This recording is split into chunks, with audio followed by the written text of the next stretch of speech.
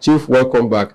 I will run now to what I wanted us to discuss today. Okay. The issue of traditional marriage in Africa. This time we'll situate it on Edo State. What amounts to traditional marriage? You know, in the course of it, I'd also want to find out at what point, how is traditional marriage seeded? You are from Edo, so we probably would settle, you know, around that time, around that nation in this conversation. Chief, what is traditional marriage? Thank you. Traditional marriage, I don't even know why they call it traditional marriage. Rather, customary marriage, I beg your pardon. I will also say, what is customary marriage? Okay. It should be marriage. What is marriage in Asian? Not customary, not traditional. Because when you say traditional, when you say customary, it means there are other forms of marriage. I agree. These days we have the civil law marriage. Even the one that we call church wedding is not really church wedding, because those churches that marries people out, they first get licenses from home, from the court, institutions, not the court. They give them licenses to organize weddings. If you look at your marriage certificate, if you were married in the church, you discover your certificate does not bear the name of your church at the head. It is a legal document of the Federal Republic of Nigeria or of the local government, whatever it is. They are the ones that gives them licenses to conduct marriage. Okay. The state gives the church license to conduct marriage. So there are some churches who does not have that capacity that does marriages, that is not legal. They just did the ceremony. Not bless you. That's what they did. They cannot have, if they give you a certificate that bears the church's name with its another long one that they bring from the court, then you know that they are not licensed. Having said that, which one is the appropriate marriage? It is the one that we do, that you and I now call customary or traditional. That is the one that is recognized.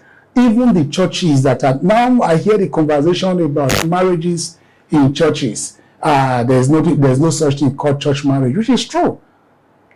It's an adoption of the white man's culture. It's not our culture. Jesus Christ was on earth that brought about Christianity. He went to a marriage ceremony. He did not officiate in that ceremony. None of his disciples officiated in that ceremony. They were there as guests. Guests. It was a traditional thing. It was something that was created among the people, not the church.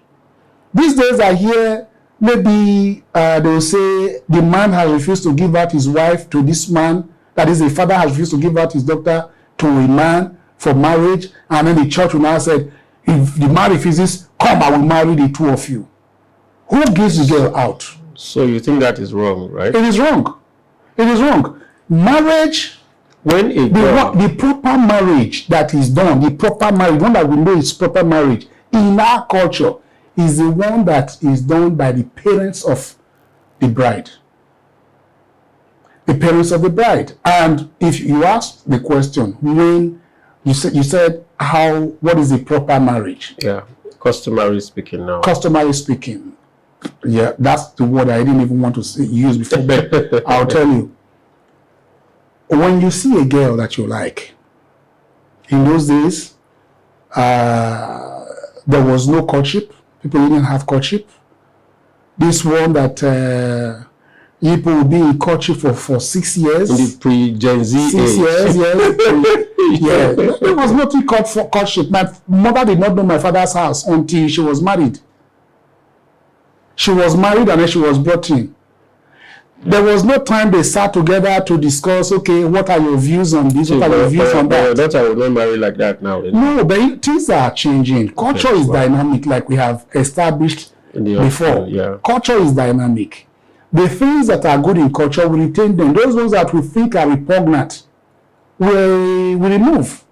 Now we know that you ought to be friends. You ought to know yourselves before you can say, okay, let us commit into stuff like this. Now, when the man sees a woman and the woman agrees, okay, I want to be your wife, the first thing that he ought to do is to go and meet the parents of, he tells his parents. His parents will follow him to go and meet the parents of the bride. Okay. To introduce themselves. This is where we are from. This is our son. He's interested. We are interested. It's not about him. We are interested in marrying your daughter to our son. How do they call that event now? It is called introduction. Okay.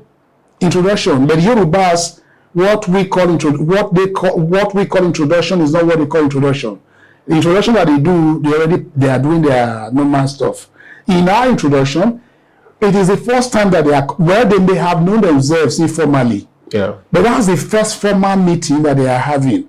The parents are coming together. Be groom. Or they have to come to meet the parents of the would-be bride. Right.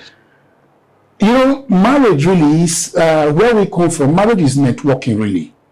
It's networking. Because the two families are coming together. When you marry a woman, you are not married to the woman alone. Yeah. You are married to the entire family. She is also married to your entire family. The only thing is that there are some do's and don'ts. The things that you do with your wife, you cannot do with her sister. Yeah. But she's your sister. Yeah. To differentiate her from your blood sister, people say, how come this one does not speak Ishan? This one speaks Igbo. They say, okay, is my sister-in-law. So, yeah, Chief. You just mentioned that. Is there a difference? Is the approach different when a non-Esan or a do man or groom, would-be groom, is approaching an Edo maybe an Edo man? Is the approach different? That introduction, is it different? In Edo, if a non-native is coming in, to marry as an Edo woman, is the approach different? I just want to establish that. No, the approach is not different. It's not different because when you are in marriage, the culture of the girl is supreme for that day. Okay, that's fine. For that occasion, is supreme. That's fine. It's after the marriage that the girl is now married into another culture, and she begins to do things in that culture. But for marriage purposes, it is Asian native law and custom. I am particular about the Asians because that's where I'm from. That's fine. That is what I'm very familiar with. That's fine. I also know that we are from the Benin's, and most of us in Edo State, we are from the Benin's. We have similar culture. There may be some little variance, but not that much. So it is the culture of the woman that takes preeminence. It is the culture. But these days, excuse me, these days, I hear people who say he's an Igbo man. They don't want to come and do some Igbo things. I tell you one, there was a bride that I was about giving out, getting married to an Igbo man. And then they came back, the girl came to tell me that, Igbo culture, there's how many times they knock, there's one walk, they buy walking stick, they buy wrapper, they buy this, they buy that, they buy that. And they was telling me for us to write them down. In fact, my elders had already written them down and given to the fellow.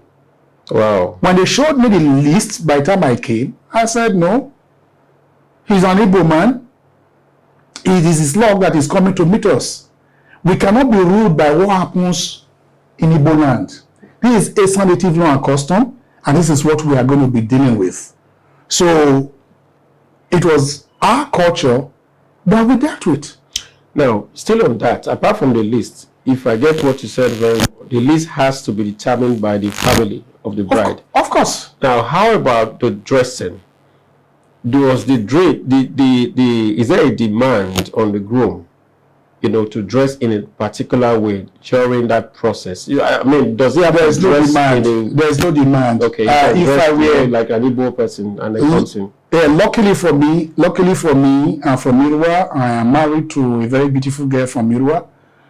Assuming I was going to marry anybody from Igbo land, yeah, I won't go and dress like an Igbo man. I'll go there as an Asian man.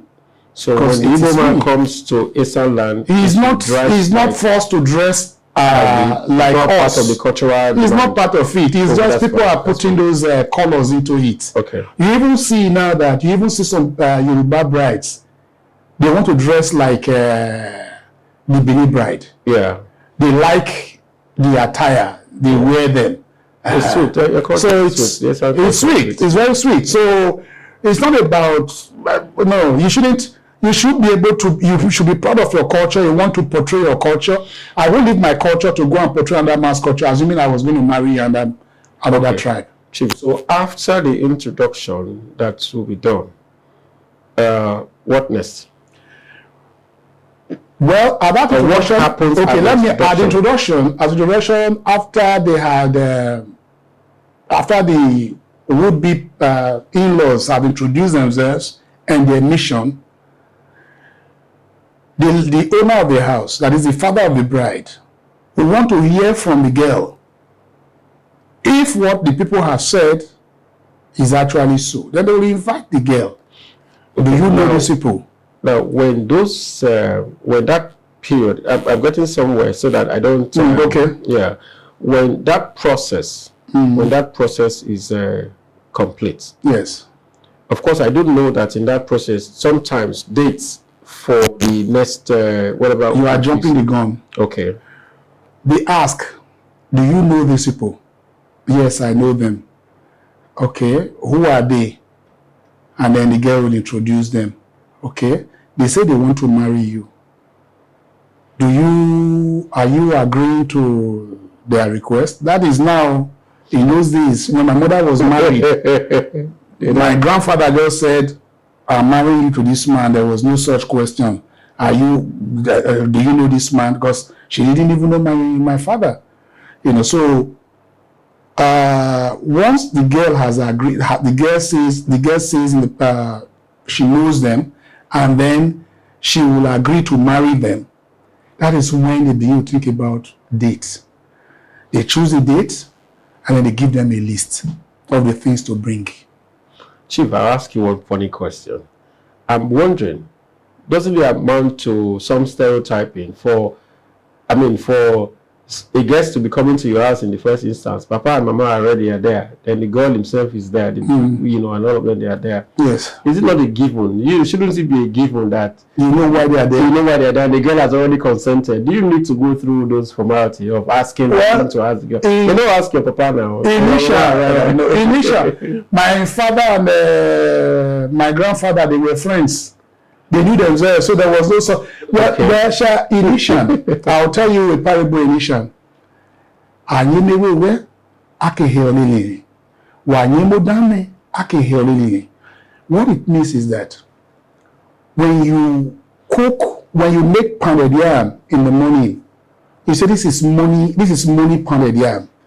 When you do it in the afternoon, this is afternoon pounded yam. You must be formal. Even though you have been, maybe the boy probably would have been coming to play with the girl in your house. You already know. This is we are trying to, it's not just the color. It's not just the color. You are building a foundation. You want the whole world to know. Okay. We believe in the living and the dead. We want all of them to know, to hear what has been spoken. So, she'll be asked, she'll be properly asked. All the other times that you have been seeing the boy coming, you pretend to be seen. You will see him, you've not seen him. He's a young man who just playing around. Like me now, as an Odion where I come from, as an elder where I come from, there are things that I hear. I will tell them I have not heard. I have to be properly briefed. I have to be formally briefed before I can say, yes, this is a serious affair. So that's when we do those things. Ladies and gentlemen, culture is sweet. You know, if you're not familiar with culture, you need to be familiar with culture. Very sweet. Today we're talking about ESL culture in Edo State.